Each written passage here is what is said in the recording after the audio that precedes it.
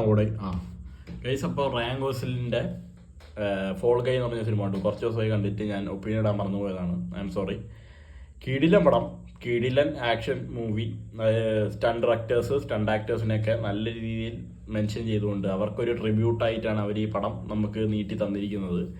പോളപ്പം പടോടെ എൻ്റെ പൊന്നെ. എന്നാൽ പിന്നെ വെറുതെ ഒരു ഇങ്ങനത്തെ ഒരു പടമാക്കാതെ അതിൻ്റെ ഇടയിൽ കൂടി ഒരു കഥയും ചെറിയൊരു വില്ലനും അങ്ങനത്തെ ചെറിയ സെറ്റപ്പും അങ്ങനത്തെ ഒക്കെ ഒരു നല്ലൊരു ആക്ഷൻ പടം. കീഴിൽ അവസാനത്തെ ഒരു ആക്ഷനൊക്കെ ഒരു ക്യാമിയോ ഒക്കെ ഉണ്ട്, ഞാൻ ആരാന്ന് പറയുന്നില്ല.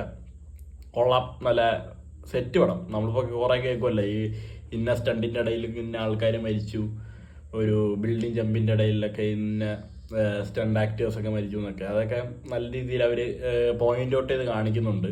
അതിപ്പോൾ ചെറിയൊരു ബൈക്ക് ജമ്പായാലും ശരി, വലിയൊരു കാർ ചേസ് ആയാലും ശരി, എല്ലാം കൊണ്ടും സിനിമയ്ക്കുള്ളിലുള്ള ഒരു കിടിലൻ ഒരു സിനിമ. പൊളിച്ച്.